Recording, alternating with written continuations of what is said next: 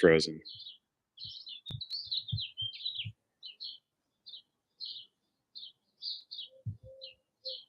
Okay.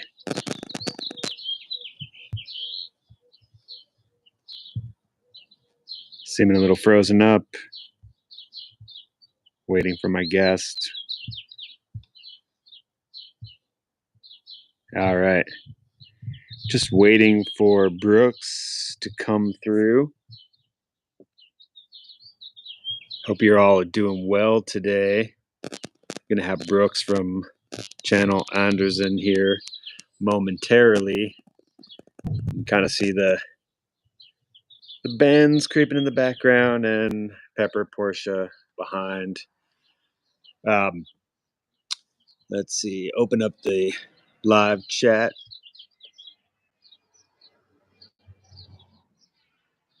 Live chat seems to be open. Go ahead and drop something in the live chat. We're happy to answer. Let me just check on Brooks. Here we go. And we're live. Hey, what's going on? Hey, how you doing this morning? I'm doing good. How are you? Doing great. So, hey, we got it to work. Looks like, can you see the live chats too? Yeah, I can see it too. Yeah, As they kind of come in. So, yeah. What's up, Davey? Davey's one of my good buddies who actually, we spoke a lot about making this channel. Sweet. And so he's one of the guys that encouraged me. But let me introduce you. So we'll just start with a typical intro, like friends. Welcome to the channel. Welcome to Auto Afflicted. We got Brooks here from Channel Anderson. He's a Benz enthusiast. He's got manual Benz, mostly AMGs, and very much like me, he's a father. We're not made of money, but we got a lot of passion. And so I thought it was, we kind of connected, through the social media. And I just thought that this is such a great platform for us to be able to kind of share our passions, get to know each other, and then also be available to all of you for questions.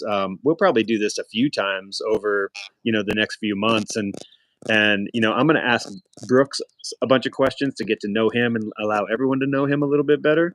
But then also, if anyone's got questions about his builds or my builds or anything, drop them in the live chat below, and we'll handle them. Yeah, sounds good. Yeah, thank you. Yeah. Shout out to my wife. She just joined the chat too. Nice. Nice. Yeah. Cool. So I guess starting, like, my first question is, where does your passion come from? What got you started in the Mercedes-Benz game? Yeah, it's funny. I was thinking about that this morning, like knowing what we're going to talk about a bit, and like I can't really put a finger on it necessarily of like a pinpointed moment what really started it. I guess what got me into Mercedes in the beginning was just the looks caught me first. Like I've talked about it in my channel in the last live that we did over there, talking about the C36, and that was really catching that car just randomly on Craigslist one time. I was like, what is that? Like, this looked so different from things that I had been seeing. And, I grew up around like cars here and there. My dad had like some random kind of cool older trucks and like, nothing crazy money or anything like that. My grandpa had like some 65 Mustangs back in the day.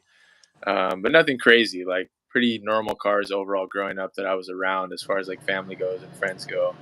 But yeah, just kind of like seeing that car the first time at 15, 16 years old. And all the years later, I didn't get my first W202, which was my first Benz, until I was, I think, like 23 or 24. And that was after I had like, I think I already had 6 or 7 cars up to that point. Okay. And all of them were like Honda, Toyota. I drove like a Ford truck that I borrowed from my stepdad one time. Like it was, nothing German, nothing Benz. Actually, that's a lie. We did have a a BMW 535, I think, a E34. That was the first introduction to like a German car, I guess, but that wasn't really long-term thing. It was more like a borrowing car situation because I was leaving the country shortly anyways. Yeah, so that kind of started out just seeing them. And then once I got my hands on, some cash and I needed a car and I grabbed that W202, then getting the experience of actually owning it and working on them and realizing like this whole German cars are unreliable is kind of just a myth. And it's because typical Mercedes owners might go to the dealer for every little service, and it costs a fortune to do that, and it makes them sound like they're super super expensive. But in reality, that first it was a C230 compressor. That first car I had cost me like nothing to run, and it was like bulletproof, super fun for what it was. I mean, it was like 200 horsepower, 200 torque in a 202, pretty light body, so it was plenty fun, and it was a great like introduction car to Mercedes. And from that point, I was like, okay, I remember seeing the AMG way back in the day. Like, what can I do now to try to take the next steps to get into something even cooler, or even better, something more to my liking. So yeah, just kind of started from there, and then one thing led to another. Ended up getting the C55 years later, and then it just snowballed. Right. Yeah. Speaking of snowballing, can you kind of just walk us through the fleet? Because I see you're Yeah, in the garage. I know yeah, that there's more than a handful of cars out there. yeah. Let me flip you guys around real quick, and then we'll. Cool. So here's the garage. I was working out in the elements for years starting the channel. I think the channel's been around for coming up 4 years now.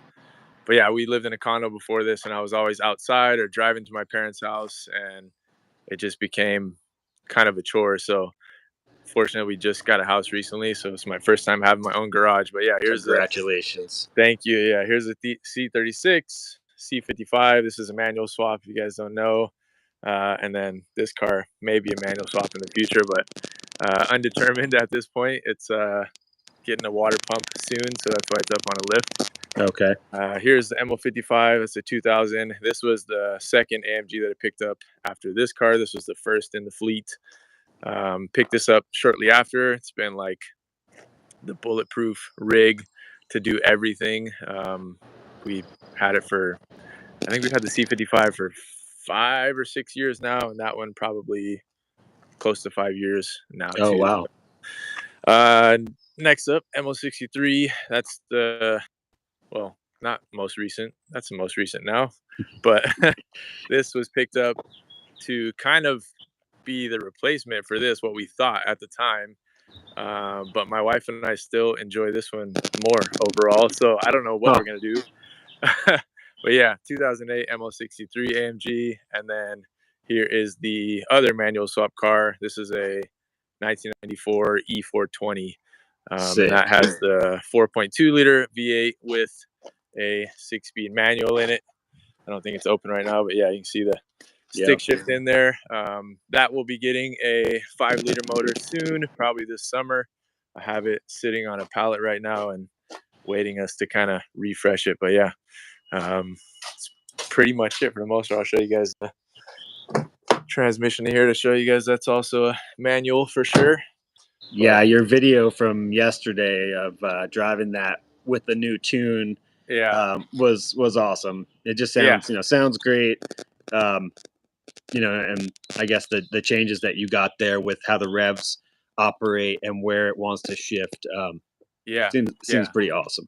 Thank you. Yeah, big shout out to Josh from Mercedes Swap Shop. Yeah, it was. I mean, because when we first coded this car, it was me and a buddy Dimitri, good friend of mine, and he really helped me out. Like, we just figured it out, made it work. But yeah, we got some other plans for this car that are going to be programming heavy. So Josh and I have been talking about working together for a long time, and yeah, getting it out with the new tune on it was a blast. It felt like forever since I'd driven it. So just being able to rip it was a lot of fun.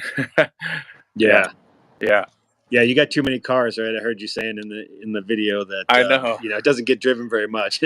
Yeah, I mean, I got only 2 cars, and the the W124 or C124 gets out, Yeah, not very often these days. I know, and you got heavy snow season, so then it makes it even Right. more challenging. Yeah, Yeah, more time under the snow than out on yeah, the road. But yeah, last thing I want to do is slide straight into a ditch. yeah, So yeah. Doesn't sound like fun. yeah. So tell me, do you have like a tuning philosophy? When you're buying a car, like a certain approach is like things you do or don't do. It's interesting. I would say like for me, I guess in my life in general, I'm very like minimalist. I guess you could say. Funny saying that when I have 5 cars, but Right. I guess that's kind of my approach to the builds. Is like how can I simplify them, make them stronger in some aspects, go lightweight where I can. Like that's kind of always been my MO with all the cars now I think about it that I've had. 'Cause I had like, going back to the Honda days, I had like, GSR swap cars and, fun stuff in that regard. And they were all kind of that type of build, like lightweight, power to weight ratio, which is obviously different with some of these, but like thinking of the C55 specifically, this is something that I want to have as a dedicated track car one day. So that's really been the mission with this car is like, how light can I get it, and how can I improve the suspension, the handling, while squeezing out a bit more power where I can, but doing it like efficiently and reliably is always a big goal of mine.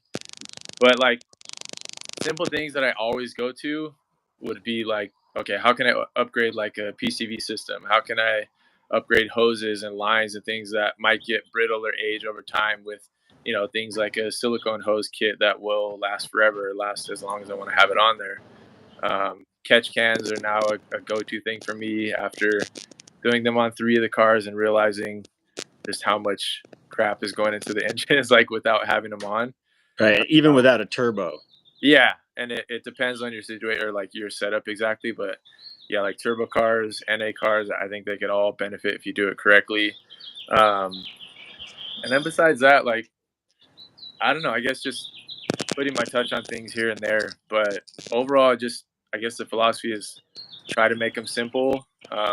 They're they can be complex and newer that you get, like the more computers and more modules involved. Right. So, like with the C55 specifically, I deleted like 40 pounds of wiring. Uh, I don't have a transmission control module anymore, obviously, with the manual. Right. I deleted the radio, a ton of speaker components. It's still a totally comfortable car as of right now. Even with the Recaros in it, like they're still, I could road trip this car and I wouldn't be like dying. So, um, You just yeah, have to sing to yourself. yeah, Yeah. yeah. So, yeah, I guess that's the overall philosophy is just simplify. What Yeah. about there always seems to be this thing with bands where there's like this purist vibe.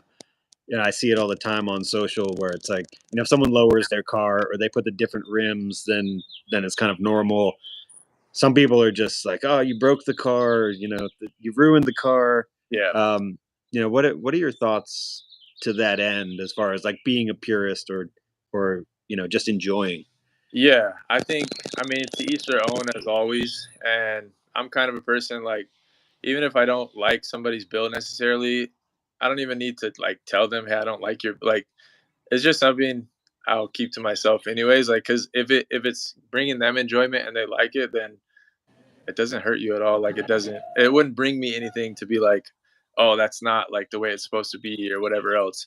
Uh, Right, so right. that said, like I've had tons of like not so nice comments or things like that of, oh, like you ruined this car, like how could you do that to this car? But at the end of the day, it's like it sounds very like, I don't know, selfish or like arrogant, I guess, but it's like they are your cars, like they're my cars that I'm allowed to do what I want with them.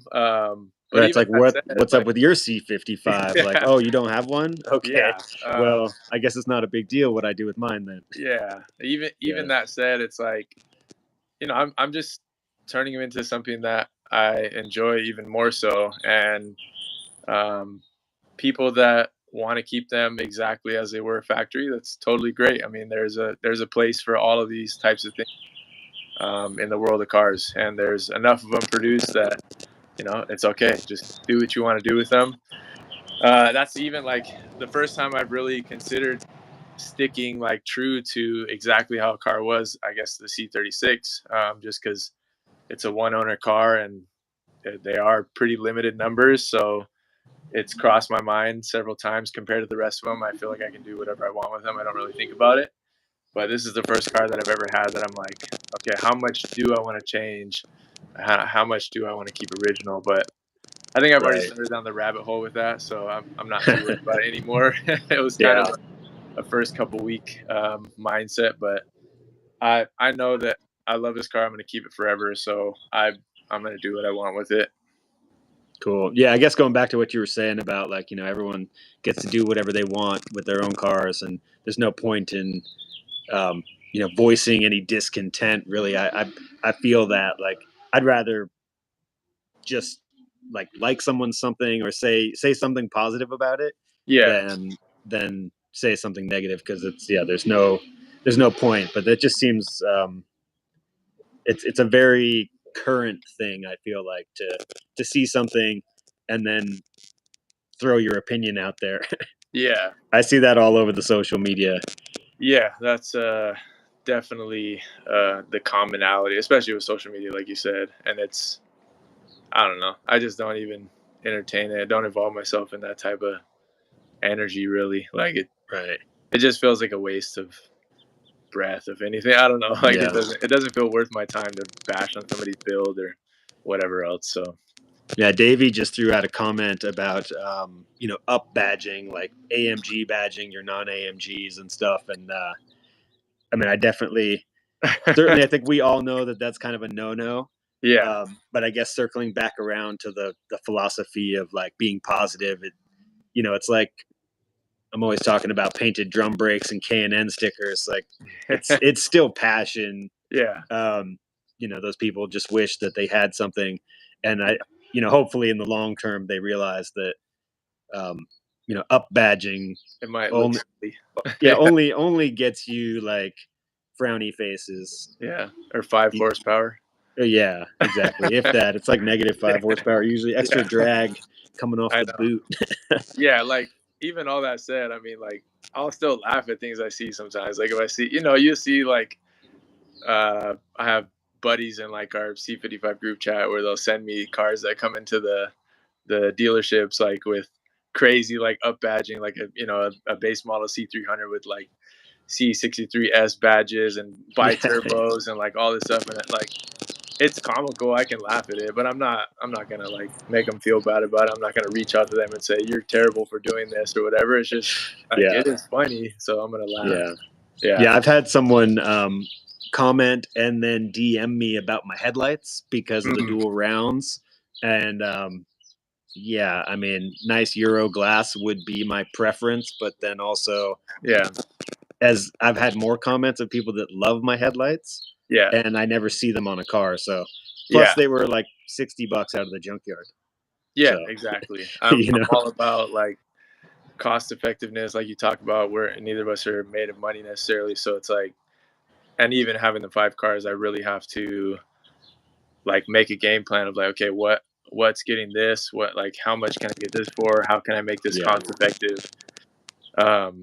So it's always kind of balanced. Yeah, how do you make that happen? I mean, I know personally, like I'm just real patient and I look at a lot of stuff, and some stuff like this car, for instance, I didn't even know I wanted to buy it, and I saved it in my searches on eBay for probably 6 or more months before I decided that I was gonna do anything. How do you go about that? Yeah, I'm the same type of way, like just being patient. And then the biggest key thing to kind of everything I've learned and everything I've been able to do with this is just being a research nerd, like spending hours and hours and hours of like cross compatibility of parts and part numbers and referencing different, WIS documents or like EPC documents and trying to see what might work that people might not know works or whatever else to try to save some money. And even like simple things, just like, I mean, I've got like brake rotors on the ML63, for instance. I'm just thinking off the top of my head. I got those for I think like maybe $60 a piece, and if you go to the dealership, you'll pay $500-$600, and that's just from cross comparing like parts on Rock Auto, and then taking that part number and putting it into Amazon, and then taking that part number, putting it into somewhere else. Like you cross compare until you find the best deal, and that's kind of what I'm doing with the C36 right now. Is like, how can I get all these parts as cost effective as possible? And even making the decision on, I put the 4-pot setup that used to be on the C55. This has a 6-pot setup. Put 4-pot setup on here, just because I had it laying around and I had brand new rotors and pads, because I never really planned to do the 6-piston setup on the C55. And, I had to do some finagling to make it work. But in the end, it cost me nothing because I already kind of had it. So, we kind of saw a little bit of that saga on your channel as well. Yeah. Of how to make it actually work. When the information is kind of hard to find.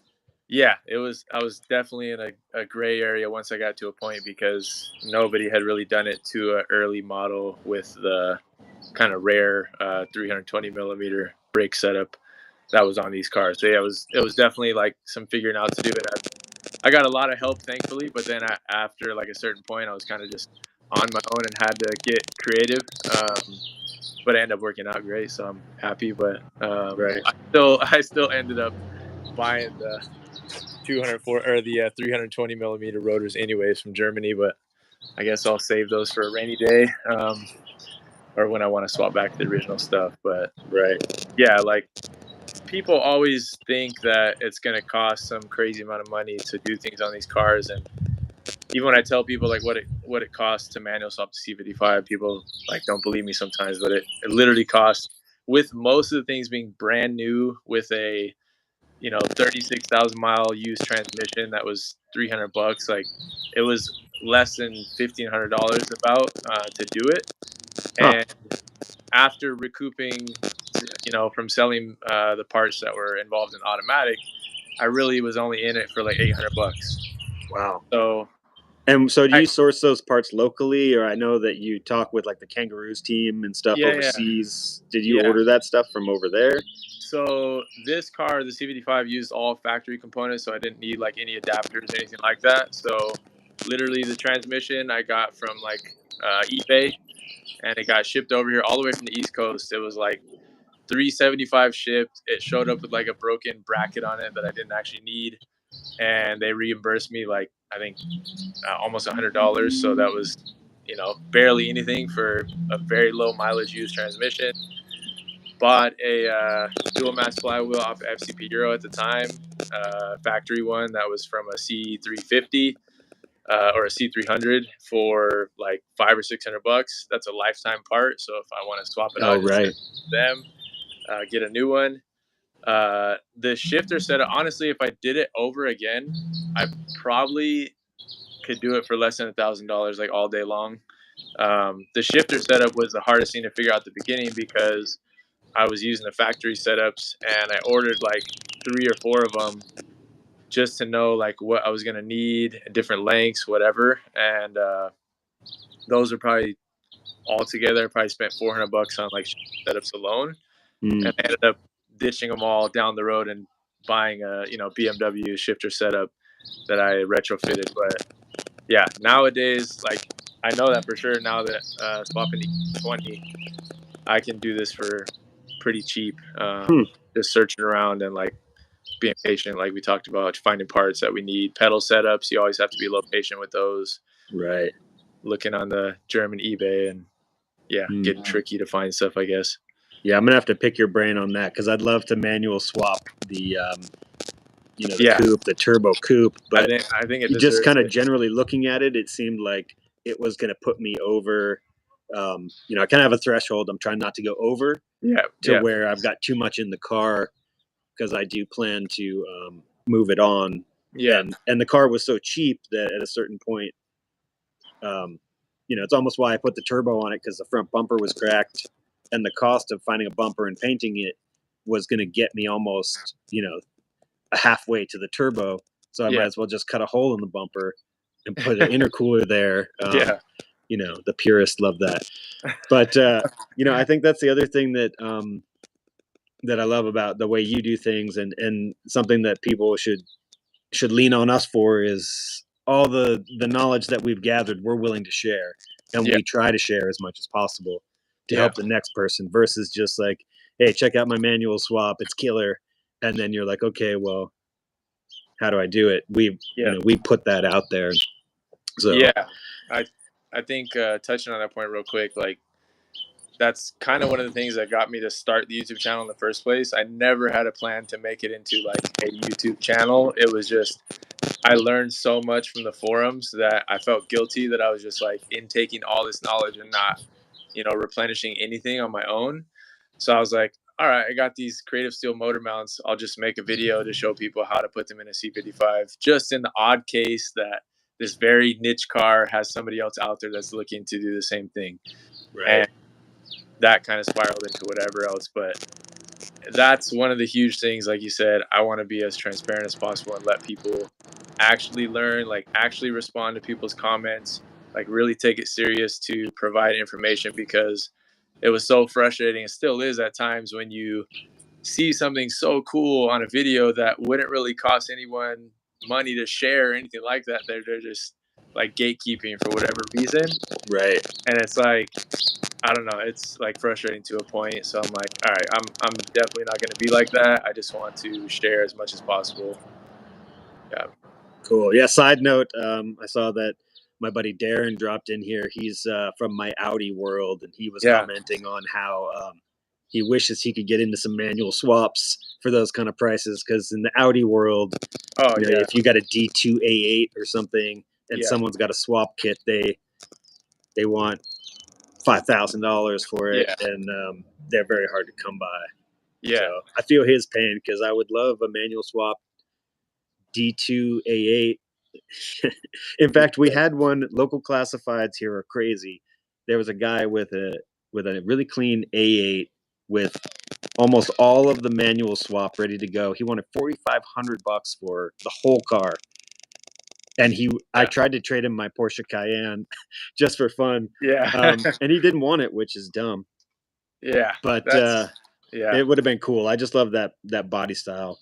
I have a big Audi history myself. Yeah. Yeah. And I've always loved him from afar. I actually just stopped by a really cool Audi shop locally last week. I've been a long time fan of those cars. I think that 90s era in general, like as far as German car goes, is kind of my favorite. Just like kind of that boxy but still sleek look. It's always been intriguing to me. But Audi makes some wicked platforms for sure, and drivetrains. But yeah, that brings me to earth hearing that, because I realize that's true. It costs a lot more for a lot of other platforms to do these type of things. So it's like a combination of like, are we just in kind of like a golden era where it doesn't really cost so much because people still don't know, or is it just there's so many of them that are just sitting around in junkyards that people just want to get rid of them, like manuals in that case. But even that said, from the time I started that and have released all the information, shared as much as I have, I've noticed prices have spiked on certain things. Like, you used to see no swap kits, number one, for Mercedes, and then once people started seeing the videos, and there's others out there that have shared stuff. Now you can go on eBay and you'll see like, 716 gearbox swap kit, and it has everything. And a lot of them are terrible deals. And I tell people, don't do it. Piece together a kit yourself, because those people try to just get the cheapest used pieces and throw them into one kit and sell them for, $1,500, $2,000, which, like you said, compared to $5,000 for other platforms is not a lot, but you can do it a lot better for the same amount of money, or even a little more, and get basically brand new components. So it's kind of crazy. Like, I don't know what this world turns into or how popular it may get. But I'm thankful that I'm like doing it when things are cheap. Right. I mean, I think it goes back to the patience and the searching too, because if you just want to drop in on a manual swap today and you go online and you find it, like you say, you might be 5,000 in, all said and done, You Yeah. know, you're running to the mechanic to install it and all of these things, or you take your time and you do it yourself, and Yeah. you piece it together, and somehow you end up $1,000 out of pocket. Yeah. And you know, I personally love that approach. I mean, that's, I guess, that's just how it always is. There's those that are willing to dive in, and then there are those that just don't believe they can, or they just can't, Mm. and they run to the dealership for everything, and you know, that's the most expensive oil change. Yeah. Yeah. But they're like, where do I get my B service for the best price at the dealership? And I'm like, Yeah. come to my yard. Yeah. I'll Yeah. do it for 125 an Woods. hour. Yeah. Yeah. Yeah. I think I learned that pretty quick just with cars in general. Like taking it to somebody else, you're gonna pay an arm and a leg for it, regardless of what it is. Like I remember when I was absolute noob level, like taking my first. It was a '95 Civic Coupe that had a basically like a what's called a poor man's Type R motor. Anyways, we won't dive into that too much, but I took it to like a Jiffy Lube when I had no, no tools of my own, like nowhere to do any of this work. I was probably 19 years old and took it to one of those places, and I think I paid like $80 for an oil change, and that's not even crazy nowadays. But All right. at the time, I was like, Jesus Christ, man, I could have bought this oil for like $20, and it was kind of those little things started happening, and I was like, yeah, I'm gonna do everything myself from now on. Like I'm just gonna figure it out, and I've kind of been like that in life in general. Like I don't know, I feel like we're very capable of doing everything if you really put your mind to it, and like have some willpower to do it, and not be like told no and then just turn around and quit or like whatever else. So yeah, Yeah. I think it's worth it for people to try to do things themselves. Yeah. I mean, always having a lift can be a lot easier, but I've Yeah. seen, Yeah. I've seen how when you were in the apartment and you're working in the, the complex parking lot, out in the moisture, whatever Yeah. else, Yeah. it's just a willingness to get after it. And I guess to that end, I got to say, a shout out to your wife, because I've seen you pace through your apartment back, Yeah. a few months ago, and there's like car parts Yeah. next to your kids' play set and stuff. And Yeah. when you have limited space, it's like, where are you Yeah. going to keep that stuff? And so, Yeah. shout out to your wife, because, Yeah. yeah, She's she has to deal with it. she's definitely the MVP in the situation. Yeah, there's been so many moments where I couldn't have done this without her, of just like having her support to spend hours on something that wasn't supposed to take that long, or Right. having intake manifolds torn apart in our office, or having transmissions sitting out on our patio or whatever. Like, yeah, it's been Cleaning parts in the dishwasher. yeah, oh yeah, dude, that was insane. That was Vlogmas this year was an insane journey of learning my threshold of what needed to be done and trying to make that happen. That's what led to me pulling my C55 intake manifold out in the snow, and my neighbors looking at me like a madman. And it was like 10 degrees out on our patio, scrubbing down the intake manifold with diesel fuel, and Right. it was crazy. Insane. It was crazy. uh, well, so we're getting pretty on here on this one. We're like Yeah. over 30 minutes.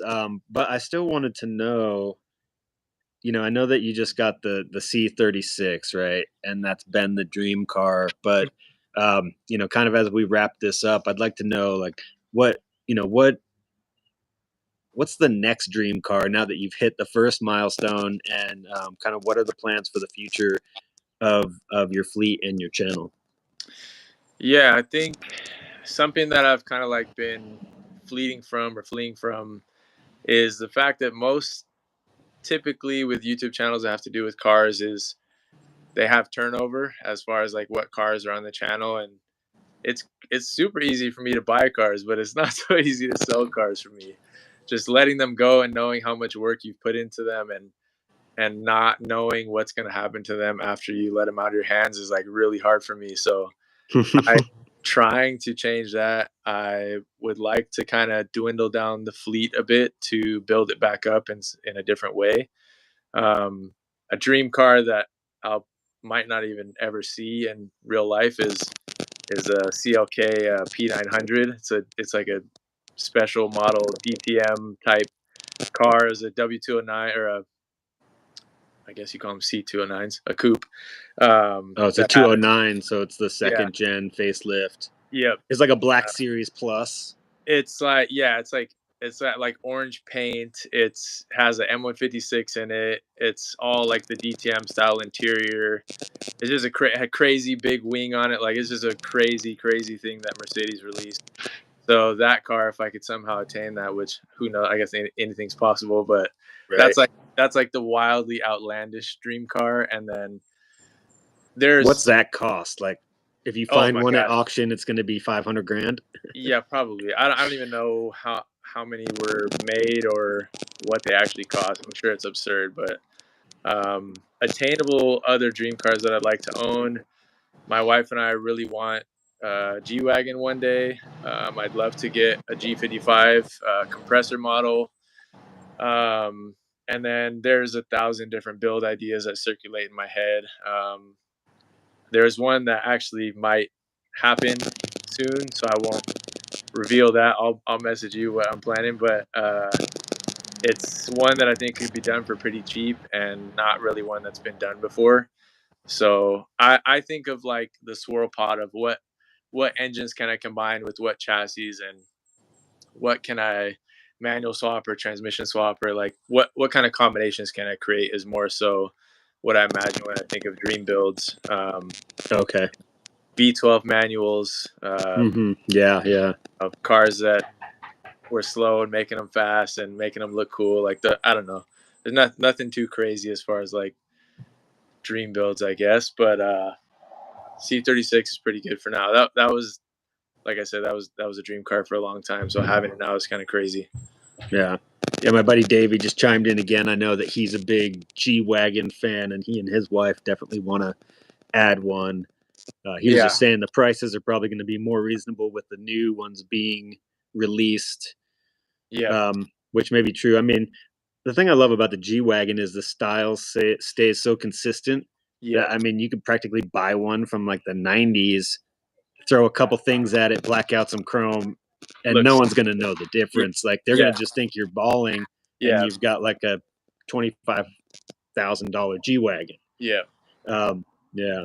I guess speaking to your crutch, which is your inability to sell your Yeah. cars. I'll give you a little bit of insight on me. So at one point I dumped $40,000 into an Audi that was in European Car Magazine, and then I sold it for $12,000 Yeah. after I had children.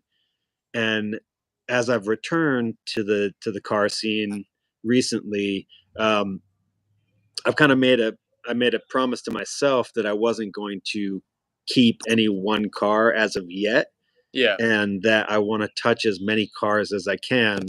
And I've put it in my mind that I really don't care what happens to the car after I sell it.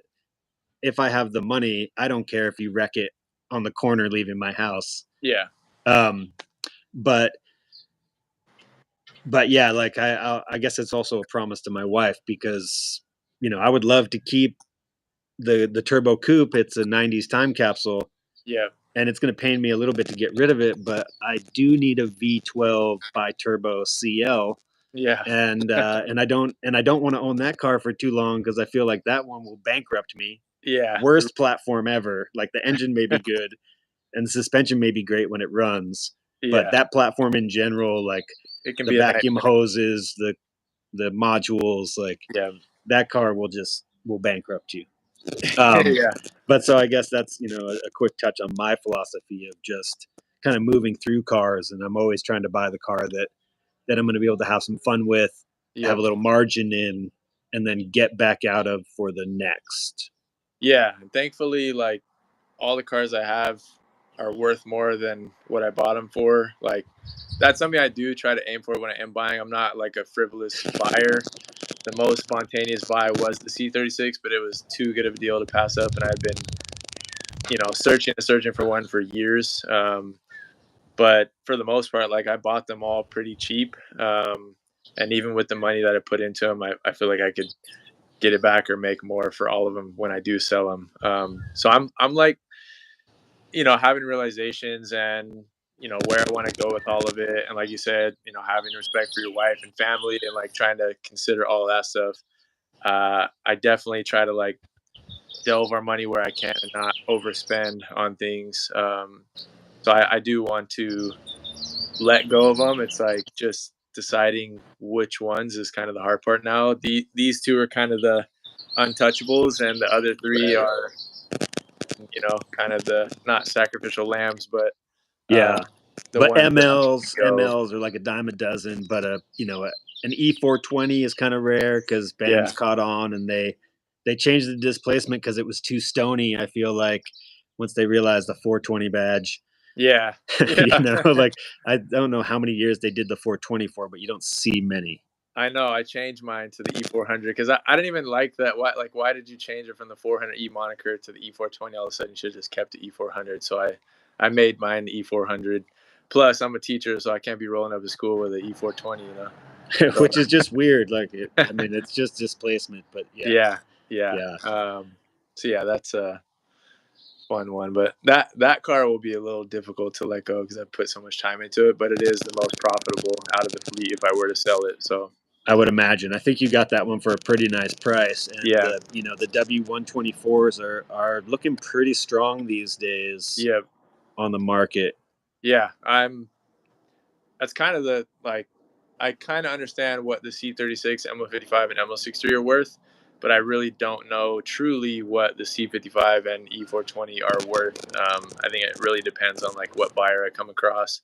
But I Right. think E420, just the cult following that the WN24s have, and especially once it has the 5 liter, kind of becomes a baby Wolfie, so to speak.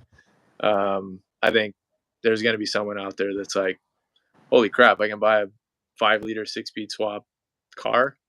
And I'm confident that, if I did sell it, I could build a similar one again. I would love to do a wagon, honestly. Yeah, I'd turbo a wagon right away. Yeah. And manual swap it.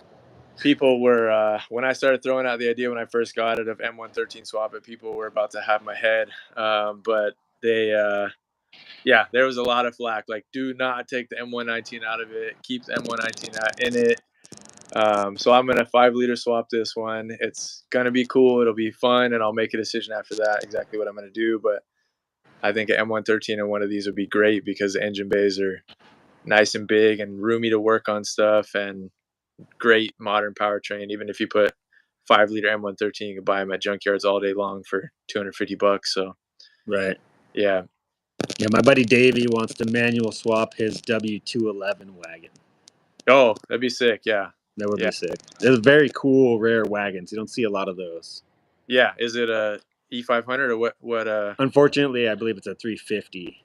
Oh, okay. Right, but still beautiful. Yeah. Or is it 350 or a 300? I'm not sure. I think it's a 350. Yeah, 320 or 350 would be. Yeah. Right. Yeah.